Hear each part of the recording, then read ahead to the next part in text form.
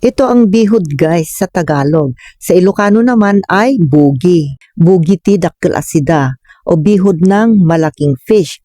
Isineseparate natin yan from the belly. Tapos, slice natin yung belly and then we're going to cook. Yung iba, ang ginagawa nila ay sinigang. Hinahaluan nila ng hipon.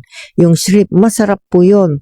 Ginagawa rin ng iba ay adobo. Pero sa akin this time ay fry ang gusto ko. Fried bihod or bugi. Bugi, yun ang eggs ng malaking fish. So, ayan. Masarap din yan. Pritong bihod or bugi at saka pritong big fish belly, yung belly nila. So ayan guys, na priton or crunchy, nasarangsang yung belly niya. Ayan, ang sarap. Yung bugi, I don't know how to describe that. Basta masarap. Kain na guys. Thank you for watching and stay updated. Like, follow, and share.